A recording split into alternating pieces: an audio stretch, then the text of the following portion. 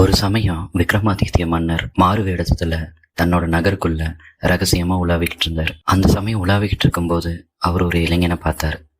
ரொம்ப மனக்கவலையோட தலை குனிஞ்சு ஒரு இடத்துல நின்றுகிட்டு இருந்தான். மன்னர் அந்த இளைஞனை பார்த்து, தம்பி, நீ ஒரு வாலிபன், சந்தோஷமா இருக்க வேண்டிய நீ ஏன் இவ்வளோ கவலையோட இருக்க? உன் முகமெல்லாம் ஏன் இவ்வளோ கவலை இருக்கு அப்படின்னு விசாரிச்சார். அதுக்கு அந்த இளைஞன், விக்ரமாதித்யன் மன்னர் அப்படிங்கிறது தெரியாம பெருமூச்சு விட்டு, ஐயா, எனக்கு இந்த உலகத்துல யாரும் உதவ முடியாது, அப்படி ஒரு பெரிய சந்தேகம் இருக்கு அப்படின்னு சொன்னான் அந்த இளைஞன். அதனாலயே விட தெரியாம மன உளைச்சல்ல இருக்கேன் அப்படின்னு சொன்னான். என்ன சந்தேகம்னு என்கிட்ட ஒரு முறை சொல்லு, உனக்கு விட தெரிஞ்சா நான் சொல்றேன் அப்படின்னு சொன்னாரு மன்னர்.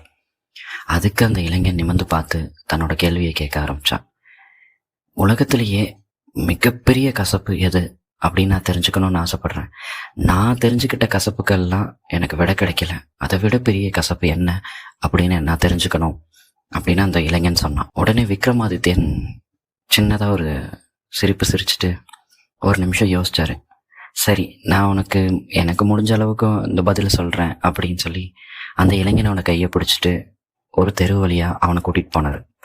அங்க ஒரு கடை வீதியில ஒரு மனிதன் தன்னோட மக கிட்ட கோபமா பேசுறதையும் கடுமையா திட்டுறதையும் காமிச்சாரு.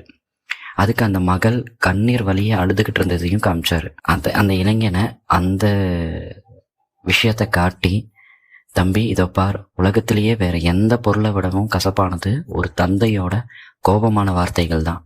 இது எந்த விதமான ஒரு இனிப்பான உறவையும் கசக்க செஞ்சிரும். இதை விட கசப்பானது வேற எதுவும் இல்லை அப்படின்னு சொன்னாரு. அந்த விக்ரமாதித்யனோட பதில் அந்த இளைஞனோட சந்தேகத்தை போக்குச்சு.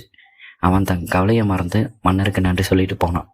சண்டை போடும்போது வார்த்தைகள் விஷத்தை விட கசப்பானது. அன்பால கட்டப்பட்ட உறவை அழிக்கக்கூடிய சக்தி அந்த கசப்பான வார்த்தைகளுக்கு உண்டு. எனவே பேசும்போது ரொம்ப கவனமா பேசணுன்றது தான் இந்த கதை சொல்றது.